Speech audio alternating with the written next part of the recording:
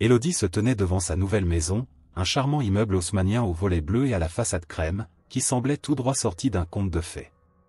Le soleil se levait lentement, projetant des ombres douces sur le jardin fleuri qui l'entourait. Les fleurs, des roses et des lilas, embaumaient l'air d'un parfum doux, évoquant des souvenirs de jours heureux passés avec son défunt mari, Henri. Elle se remémorait leurs rires, leurs promenades dans les parcs parisiens, et les rêves qu'ils avaient partagés. « Regarde, Élodie, avait-il dit un jour en désignant une maison semblable, un jour, nous aurons un foyer comme celui-ci. » Aujourd'hui, ce rêve était devenu réalité, mais le cœur d'Élodie était lourd. À 72 ans, elle avait perdu plus qu'un mari, elle avait perdu une part d'elle-même. Mais elle était décidée à commencer une nouvelle vie, à transformer cette maison en un sanctuaire de paix, une ode à l'amour qu'ils avaient partagé.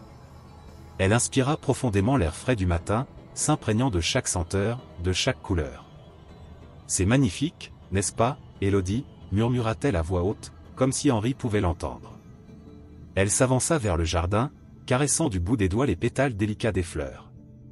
Ses souvenirs se mêlaient à l'excitation de ce nouveau départ. Elle imaginait des dîners dans le jardin, des rires d'enfants, des amis réunis autour d'une table. Si vous aimez cette vidéo et souhaitez voir plus de contenu comme celui-ci, n'oubliez pas de cliquer sur le bouton d'abonnement et d'activer la cloche. De cette façon, vous ne manquerez aucune de nos mises à jour. Votre soutien nous aide à vous proposer le meilleur contenu possible. Continue. Élodie se déplaça lentement à l'intérieur de la maison, appréciant chaque détail.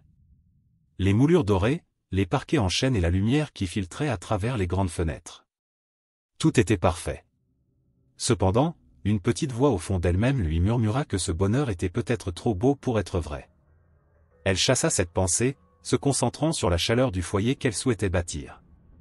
Plus tard dans la journée, alors qu'elle déballait ses affaires, elle entendit frapper à la porte. C'était le voisin, Monsieur Dupont, un homme d'un certain âge, vêtu d'un costume impeccable qui semblait tout droit sorti d'une autre époque.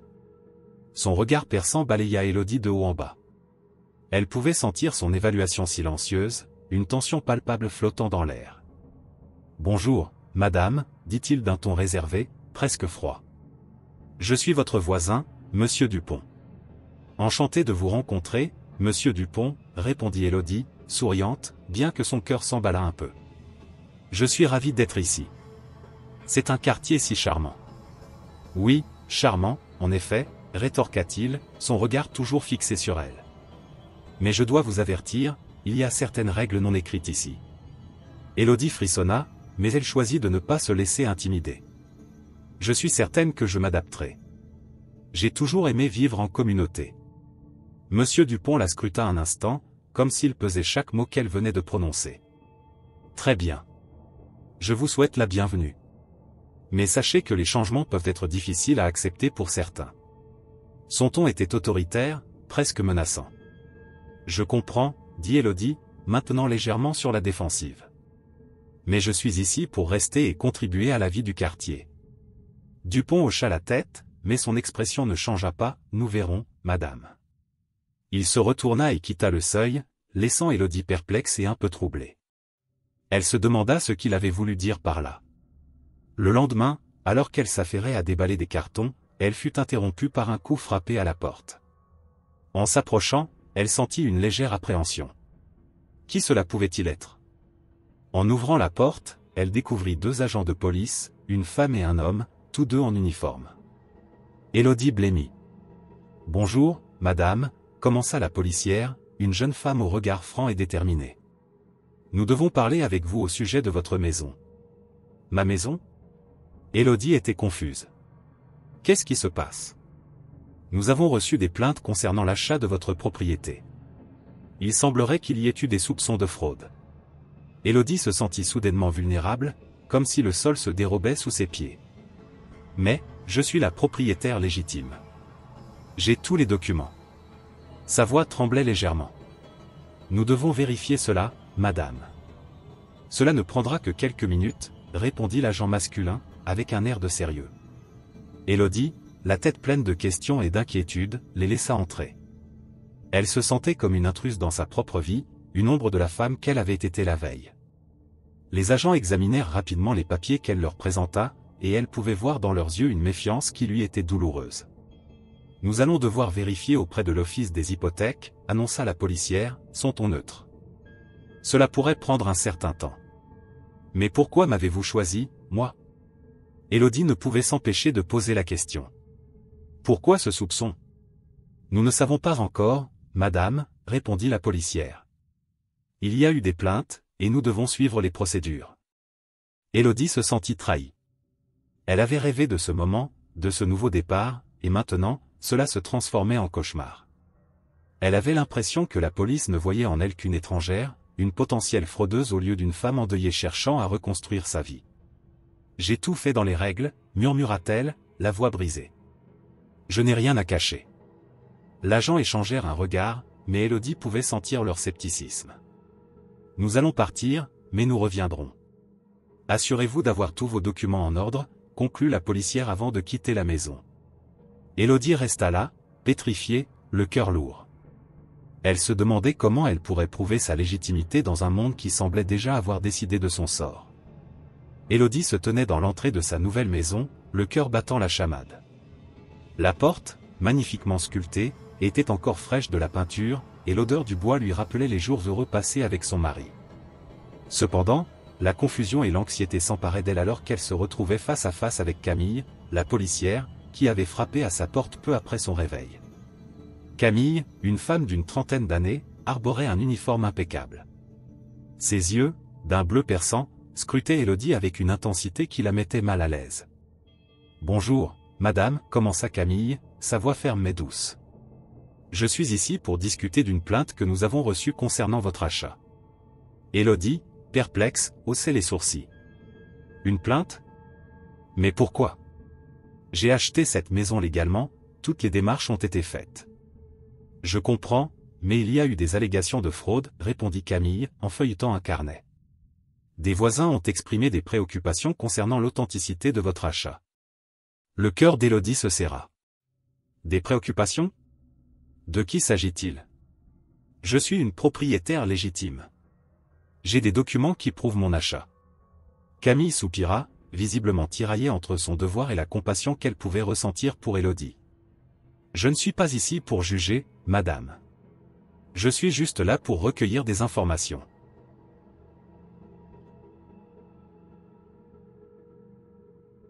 Pouvez-vous me montrer vos documents? Élodie se dirigea vers son bureau, une pièce ensoleillée remplie de cartons et de souvenirs, et commença à fouiller dans le désordre. Voici le contrat de vente, ainsi que les relevés de banque, dit-elle, en tendant les papiers à Camille.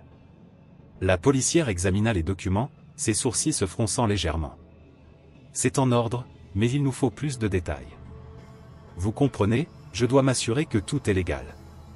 Je comprends votre position, répondit Élodie, sa voix tremblante. Mais je suis ici pour reconstruire ma vie. Après la perte de mon mari, je ne veux que la paix et la tranquillité. Je n'ai rien fait de mal. Je le sais, madame, murmura Camille, son regard se radoucissant. Mais certaines personnes dans ce quartier ne sont pas prêtes à accepter un nouveau voisin, surtout quelqu'un comme vous. Élodie sentit une vague de frustration la submerger. Quelqu'un comme moi. Vous voulez dire parce que je suis noire? Je pensais que Paris était une ville d'ouverture et de tolérance. Camille baissa les yeux, un air de culpabilité sur son visage. Ce n'est pas facile, je vous assure. Les préjugés existent partout. Je vais faire de mon mieux pour clarifier la situation. Élodie hocha la tête, consciente que la route serait longue. Merci, Camille. J'apprécie votre aide. Mais je n'abandonnerai pas si facilement. Cette maison est ma nouvelle vie. Après le départ de Camille, Élodie se sentait encore plus déterminée à prouver sa légitimité. Elle prit une grande inspiration et se mit à rassembler tous les documents nécessaires, mais elle ne pouvait s'empêcher d'entendre les murmures des voisins à l'extérieur. Debout près de sa fenêtre, elle aperçut Monsieur Dupont, son voisin, en train de discuter avec d'autres propriétaires. Les visages étaient fermés, les murmures discrets mais chargés de suspicion. « Regardez, c'est elle », dit une voix qu'Élodie reconnut comme celle de Madame Lemoine, une voisine qu'elle avait rencontrée brièvement. « Je ne comprends pas comment elle a pu acheter cette maison. Peut-être qu'elle a utilisé de fausses informations, » ajouta un homme, visiblement agacé. « Ce quartier est pour des gens comme nous, pas pour elle. » Le cœur d'Élodie se serra davantage. Elle n'était pas ici pour voler quoi que ce soit. Elle était là pour trouver un nouveau départ, pour honorer la mémoire de son mari. Ses mains tremblaient alors qu'elle fouillait dans ses affaires.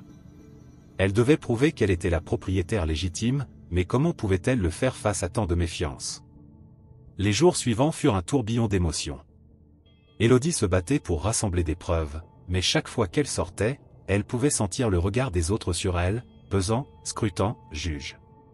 Elle se rappelait les mots de Camille, et la réalité des préjugés qui l'entouraient. Une réunion de quartier fut organisée pour discuter de l'arrivée d'Élodie. Elle avait entendu des rumeurs et savait que M. Dupont serait là, prêt à faire entendre sa voix. Élodie se préparait mentalement, se disant qu'elle devait se défendre. Elle enfila une robe sobre, se coiffa avec soin et se regarda dans le miroir. « Je suis forte, se murmura-t-elle. Je mérite d'être ici. » La salle était remplie de voisins, tous assis sur des chaises alignées, prêts à débattre. Monsieur Dupont était là, les bras croisés, un regard sévère sur le visage. Élodie prit une profonde inspiration et s'avança. « Bonjour à tous, commença-t-elle, sa voix résonnant dans la pièce. « Je suis Élodie, votre nouvelle voisine. Je sais que certains d'entre vous ont des préoccupations concernant mon arrivée ici. » Dupont se leva, l'air autoritaire. « Nous avons des raisons de douter de votre légitimité. Comment pouvons-nous être sûrs que vous n'êtes pas ici pour créer des problèmes ?» L'assemblée murmura, et Élodie sentit son cœur s'accélérer. « Je ne suis pas ici pour créer des problèmes. J'ai acheté cette maison pour reconstruire ma vie après la perte de mon mari. Je suis ici pour vivre en paix, comme vous. Et si vous n'avez rien à cacher, pourquoi avez-vous besoin de prouver quoi que ce soit ?» rétorqua Dupont, ses yeux lancinants. Élodie se redressa, déterminée.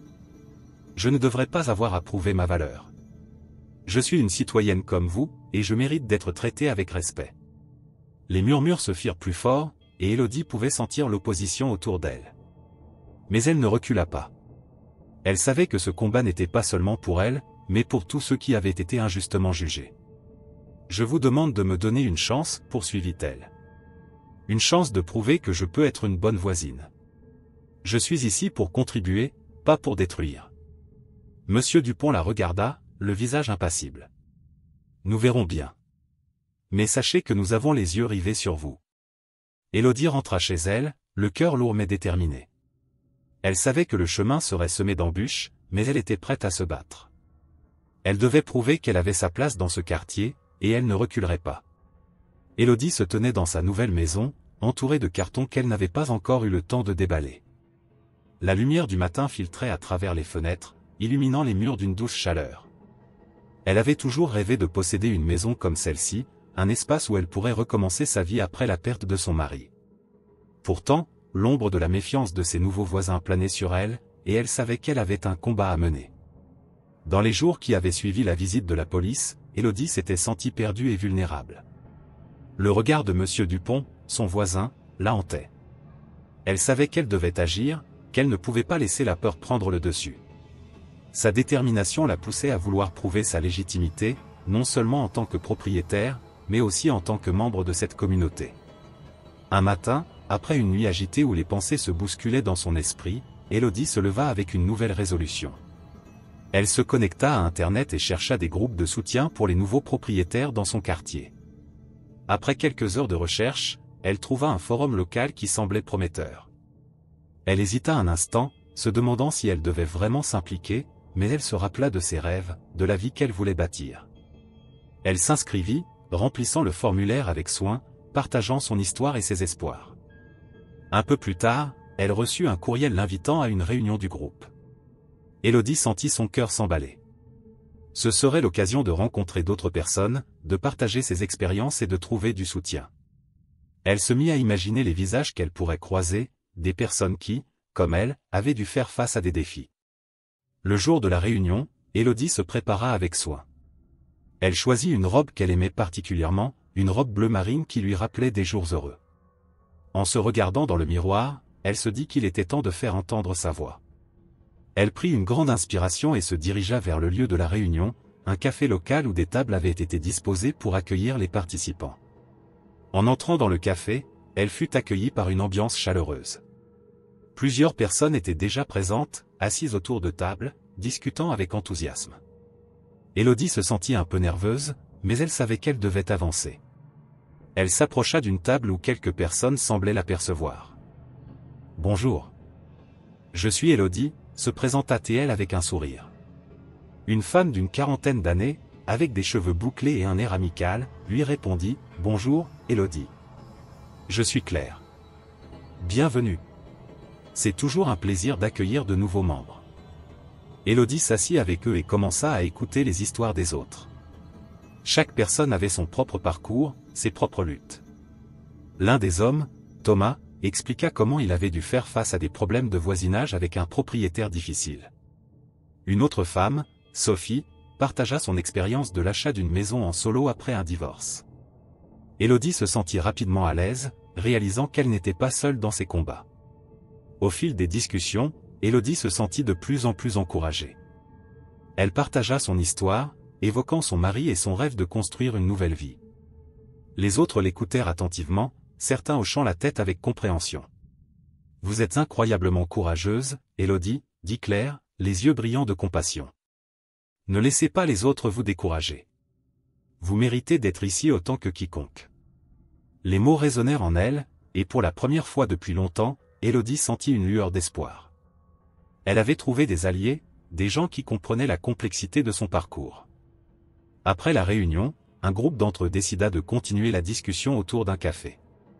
Élodie, pleine d'énergie, les rejoignit. Elles échangèrent des numéros de téléphone et promirent de rester en contact. Elle se sentit moins seule, plus forte. Cependant, alors qu'elle s'éloignait du café, une pensée la frappa.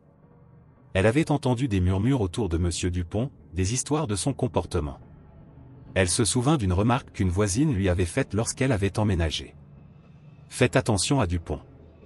Il a une réputation. » Ces mots résonnèrent dans son esprit, et elle se mit à réfléchir à la manière de découvrir la vérité sur son voisin. Le lendemain, Élodie décida de rendre visite à une voisine qui semblait sympathique. C'était une femme d'un certain âge, nommée Madame Lefebvre, qui avait un jardin fleuri et un sourire chaleureux.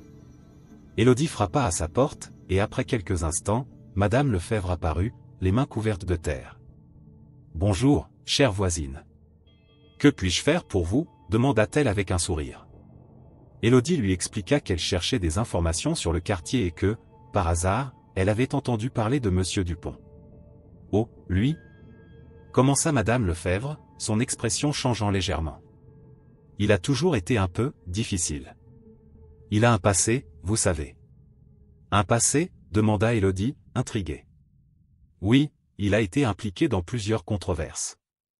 Des plaintes de discrimination, des comportements inappropriés envers certains voisins. » Poursuivit Madame Lefebvre, l'air préoccupé. « J'ai entendu dire qu'il avait déjà intimidé des gens simplement parce qu'ils n'étaient pas comme lui. » Élodie sentit une vague de colère monter en elle. Elle ne pouvait pas croire la cruauté dont pouvait faire preuve quelqu'un. « Pourquoi n'en avez-vous pas parlé avant ?» demanda-t-elle, la voix tremblante. « Nous avons peur, Élodie, » répondit-elle, son ton empreint de tristesse. « Il a ce pouvoir sur les gens. Mais vous, vous devez vous battre. Ne laissez pas ces actions vous décourager. Vous n'êtes pas seul. » Les mots de Madame Lefebvre résonnèrent profondément en Élodie. Elle savait maintenant qu'elle devait se battre, non seulement pour elle-même, mais aussi pour ceux qui avaient été victimes de M. Dupont. La colère et la détermination se mêlaient en elle. Elle ne laisserait pas la haine et l'intimidation l'empêcher de vivre sa vie. Élodie quitta la maison de Madame Lefebvre avec une nouvelle résolution. Elle n'était pas simplement une nouvelle résidente dans ce quartier, elle était une force à ne pas négliger. Elle ferait tout ce qui était en son pouvoir pour montrer que l'amour et la justice pouvaient triompher sur la haine et le préjugé. Élodie se tenait devant le tableau noir du petit amphithéâtre de la mairie, son cœur battant à tout rompre. La réunion de quartier avait attiré de nombreux voisins, certains curieux, d'autres visiblement hostiles. Monsieur Dupont était là, assis au premier rang, son visage impassible, mais son regard perçant trahissait son mépris. Élodie savait qu'elle devait parler, qu'elle devait faire entendre sa voix, mais une boule d'angoisse lui nouait l'estomac. « Mesdames et messieurs » commença-t-elle, sa voix tremblante mais déterminée. Elle s'éclaircit la gorge, cherchant à capter l'attention de l'assemblée. « Je suis Élodie, votre nouvelle voisine.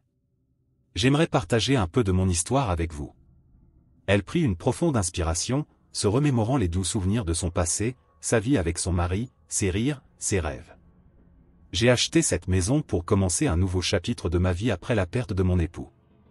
Nous avions toujours rêvé de vivre à Paris, dans un endroit où nous pourrions profiter de la beauté de la ville.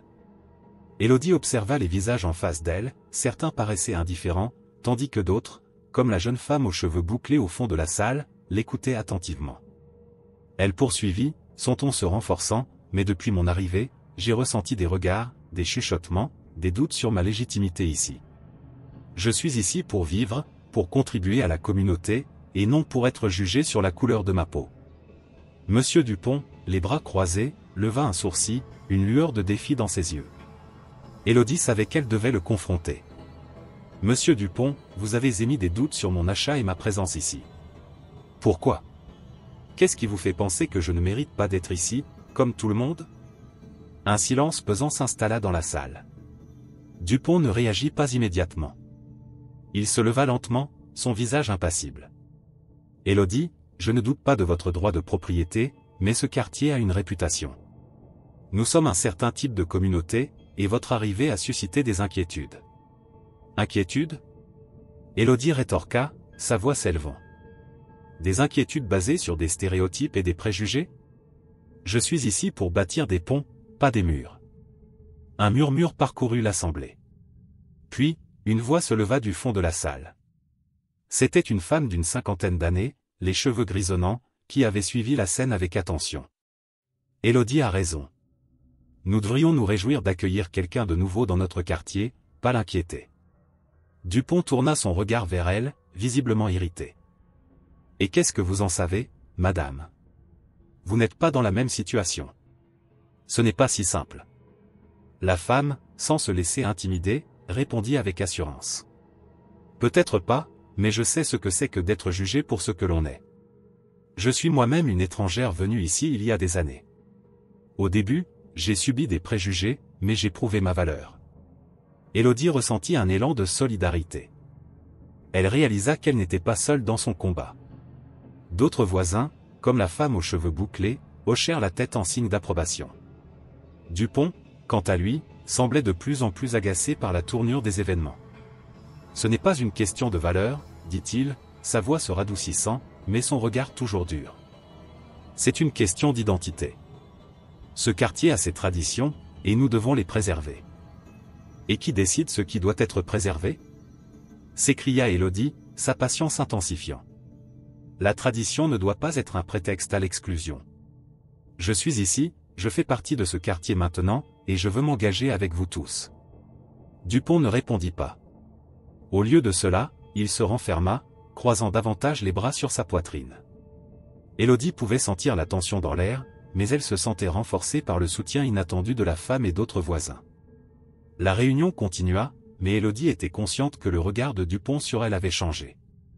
Il ne pouvait plus l'ignorer, ni minimiser sa présence. Plus tard dans la soirée, alors que les gens commençaient à quitter la salle, plusieurs voisins lui exprimèrent leur soutien. « Vous avez été incroyable, Élodie », lui dit la femme aux cheveux bouclés, un grand sourire sur le visage. « Je suis contente que vous ayez parlé. » Élodie se sentit réchauffée par ces mots. « Merci, cela signifie beaucoup. Je ne veux pas être une source de conflit, mais je ne peux pas rester silencieuse. Nous devons nous soutenir les uns les autres, ajouta un homme d'âge moyen, la voix posée. Si Dupont continue à agir de cette manière, il va finir par se retrouver isolé. Élodie hocha la tête, déterminée à ne pas se laisser abattre. Malgré les tensions, elle avait pris du courage. Mais au fond d'elle, elle savait que la situation n'était pas encore résolue. La police continuait ses enquêtes, et elle ne pouvait pas ignorer la pression qui pesait sur elle. Le lendemain, Élodie se leva avec un sentiment mêlé d'espoir et d'appréhension. Elle avait décidé de prendre les choses en main. En consultant les documents de la vente, elle voulait s'assurer que tout était en ordre. Elle se dirigea vers son bureau, feuilletant des papiers, cherchant des preuves de sa légitimité. Tout en fouillant dans ses dossiers, elle repensa à la réunion de la veille. Les mots de soutien des autres l'avaient touchée, mais elle savait que la lutte pour sa place dans ce quartier ne faisait que commencer. Alors qu'elle examinait les documents, elle entendit un bruit à l'extérieur. Elle s'approcha de la fenêtre et aperçut Monsieur Dupont, parlant à un groupe de voisins, visiblement en train de faire circuler des rumeurs. Son cœur se serra. Élodie savait qu'il n'abandonnerait pas si facilement. Le regard des autres sur elle, bien que bienveillant, était teinté d'une méfiance persistante. Élodie se retourna, son cœur lourd, mais une flamme de détermination brûlait en elle. Elle devait prouver qu'elle avait le droit de rester, qu'elle avait sa place ici.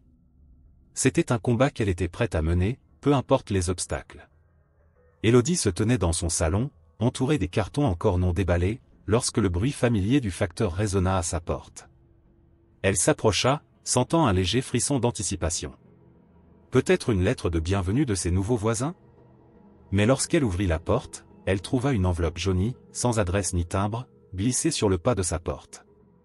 Son cœur se serra à la vue de l'écriture tremblotante qui ornait l'intérieur. Quittez cette maison, Élodie.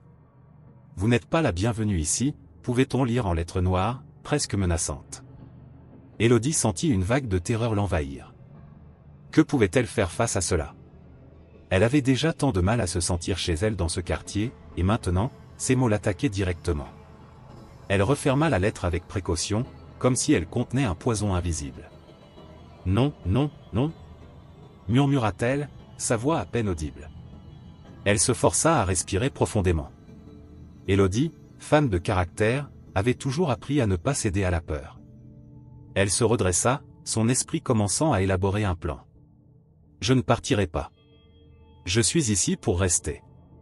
Les jours suivants, Élodie se mit à rassembler des preuves de son droit de propriété. Elle fouilla dans les documents qu'elle avait obtenus lors de l'achat de la maison, les relisant avec une minutie obsessionnelle. Une nuit, alors qu'elle examinait des copies de documents, elle remarqua une petite irrégularité dans la description de la propriété. Le nom de l'ancien propriétaire était mal orthographié, et cela la fit frémir. Élodie se souvint des murmures de Monsieur Dupont lors de la réunion de quartier, ces accusations insinuant que quelque chose n'allait pas avec son achat. C'est peut-être lui qui a manipulé la situation, pensa-t-elle, une idée sombre s'installant dans son esprit. Elle se leva, décidée à confronter Dupont une fois de plus. Malgré la peur qui l'enveloppait, elle savait qu'elle devait agir. Le lendemain, Élodie se rendit chez Monsieur Dupont, son voisin aux airs arrogants. En approchant de sa maison, elle ressentit une montée de nervosité, mais elle se rappela des mots d'encouragement d'un nouveau camarade de son groupe de soutien, ne laissez personne vous intimider. Vous avez le droit de vous battre. Elle frappa à la porte, son cœur battant à tout rompre. Dupont ouvrit la porte, un sourire sarcastique aux lèvres. Oh, Élodie. Que puis-je pour vous aujourd'hui, demanda-t-il, feignant l'innocence. Monsieur Dupont, je dois vous parler. J'ai découvert quelque chose dans les documents de ma maison, commença-t-elle, sa voix plus ferme qu'elle ne le pensait. Il y a une irrégularité concernant le nom de l'ancien propriétaire. Je soupçonne que vous soyez impliqué dans cette situation. Dupont plissa les yeux, son sourire s'effaçant lentement. Je ne vois pas de quoi vous parlez. Les affaires de la propriété ne vous concernent pas, Élodie. Vous feriez mieux de rester à votre place. Je ne resterai pas à ma place, Monsieur Dupont. Je suis la propriétaire légitime de cette maison, et je ne vais pas me laisser intimider, s'écria-t-elle, sa voix résonnant dans le couloir. Ses propres paroles la surprirent, mais elle se sentait de plus en plus forte. Écoutez, vieille dame, vous feriez bien de quitter ce quartier. Vous n'êtes pas la bienvenue ici, et je vous assure que je ferai tout ce qui est en mon pouvoir pour vous voir partir, menaça-t-il, son ton devenant glacial. Élodie sentit son cœur se serrer. Elle avait l'impression de se battre contre un mur de briques. Elle recula d'un pas, mais ne céda pas, je ne partirai pas, Monsieur Dupont. Vous n'avez pas le droit de me traiter ainsi. Je suis ici pour rester, et je me battrai pour mes droits. Dupont la regarda avec un mélange de mépris et de dédain. Vous êtes naïve, Élodie. Vous ne comprenez pas à qui vous avez affaire. Je vais m'assurer que vous regretterez votre décision. Il ferma la porte brusquement, laissant Élodie seule dans la rue, son cœur battant la chamade. Elle rentra chez elle, se sentant plus vulnérable que jamais. Les lettres anonymes et les menaces de Dupont tourbillonnaient dans son esprit. Comment pouvait-elle faire face à un voisin aussi influent? Mais à mesure qu'elle réfléchissait à ses options, sa détermination grandissait. Elle savait qu'elle ne pouvait pas laisser ses peurs prendre le dessus. Les jours suivants, Élodie se concentra sur son plan. Elle se mit à rassembler des preuves, à parler aux autres voisins, à rechercher des alliés. Elle commença à rencontrer des personnes qui avaient également été victimes de l'intimidation dans ce quartier. Peu à peu, elle comprit que son combat n'était pas seulement le sien. Elle était devenue le symbole de quelque chose de plus grand. Un soir, lors d'une réunion de quartier, Élodie prit la parole. Elle parla de ses découvertes, des lettres qu'elle avait reçues, et des menaces de Dupont. Ces mots résonnèrent dans la salle, touchant les cœurs de ses voisins. Une voisine, Madame Lefebvre, se leva. « Je l'ai toujours su, ce type est un véritable tyran. Vous n'êtes pas seule, Élodie. Nous allons vous soutenir, déclara-t-elle avec assurance. » Les murmures d'approbation se propagèrent dans la salle. Élodie se sentit soulagée.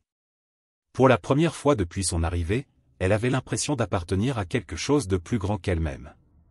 Elle regarda Dupont, qui se tenait dans un coin, son expression de colère trahissant son inquiétude. « Vous pensiez que vous pouviez nous faire peur ?» continua Madame Lefebvre. « Nous ne laisserons pas un homme comme vous intimider une nouvelle résidente. » Dupont, visiblement agacé, tenta de se défendre, mais sa voix était étouffée par le soutien croissant d'Élodie. Ce soir-là, Élodie rentra chez elle avec le cœur plus léger.